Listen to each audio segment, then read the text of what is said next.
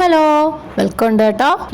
ഞാനിങ്ങനെ ഗഹനമായിട്ട് നോക്കിക്കൊണ്ടിരിക്കുന്നത് എങ്ങനെ മുകളിൽ നിന്ന് മാങ്ങ പറിച്ച് താഴെ എത്തിക്കാം എന്നുള്ളതാണ് ഞങ്ങൾ നോക്കിക്കൊണ്ടിരിക്കുന്നത്. നോക്കിയിരുന്ന മാങ്ങ താഴോട്ട് വരുത്തില്ലല്ലോ, അപ്പൊ പ്രയത്നിച്ചേ പറ്റൂ.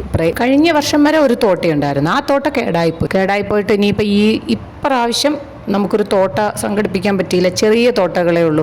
വലിയ തോട്ട ഉണ്ടായാലേ മുകളിലേക്കാണ് മാങ്ങ നിൽക്കുന്നത്. അപ്പം പിന്നെ എന്തായാലും ഇത് വെച്ച് പറ്റത്തില്ല. താഴെ നിന്ന് മേലോട്ട് നോക്കി കുലകൾ ആടുന്നത് നോക്കി രസിക്കാം, അത്രേ പറ്റൂ.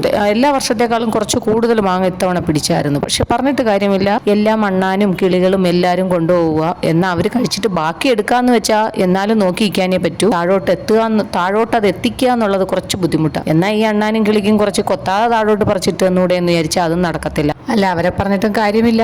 അവർക്ക് വാഗൊണ്ടല്ലേ ചെയ്യാൻ പറ്റൂ. ചിലപ്പോൾ ലക്കിനെങ്ങാനും 1-2 നമുക്ക് വീണ് കിട്ടുന്നതുണ്ടാവും. അങ്ങനെ ഞങ്ങൾ ഗഹനമായി ചിന്തിച്ച് ഒരു തോട്ടയൊക്കെ സംഘടിപ്പിച്ചിറങ്ങിയതായിരുന്നു. എന്നാൽ പിന്നെ രണ്ടും കൽപ്പിച്ച് എങ്ങനെയെങ്കിലും കുറച്ച് മാങ്ങ പിച്ചിട്ട് തന്നെ കാര്യമെന്ന് കരുതി ചേട്ടനെ പിടിച്ച് മരത്തിന്റെ മുകളിലല്ല, ടെറസിന്റെ മുകളിൽ കയറ്റിയിട്ടുള്ള അഭ്യാസങ്ങളും പല രീതിയിലും നടത്തി നോക്കി. തോട്ട കയ്യിൽ നിൽക്കുന്നില്ല. അത്യാവശ്യം ഒരു തോട്ട ഒപ്പിച്ചിട്ട് അത് കയ്യിൽ നിൽക്കുന്നില്ല. അങ്ങനെ ഒരുപാട് സർക്കസുകൾ കാണിക്കേണ്ടി വന്നു. എങ്ങനെ സർക്കസ് കാണിച്ചാലും വിചാരിക്കുന്നത് വിഷമടിക്കാത്ത കുറച്ച് ഫ്രഷ് ആയിട്ടുള്ള മാങ്ങ കഴിക്കാമല്ലോ എന്ന് ആലോചിക്കുന്നത് കൊണ്ട്. അല്ലെങ്കിലും എല്ലാ വർഷവും ഈ അഭ്യാസങ്ങളൊക്കെ ഉണ്ട്. ചക്കയുടെയും മാങ്ങയുടെയും മണ്ടേക്കറൊക്കെ എനിക്ക് അല്ലെങ്കിലും ഉള്ളതാണ്. തോട്ട ഒടിയുന്നത് വരെ എന്തായാലും പിച്ചിട്ട് അവസാനിപ്പിച്ചു. എന്തായാലും ഈ വർഷത്തെ മാങ്ങ വെച്ചിൽ ഇതോടുകൂടി നിർത്തി. ഇനി അണ്ണാനും കിളികളുടെ ഔദാര്യത്തെ നോക്കിയിരിക്കാം.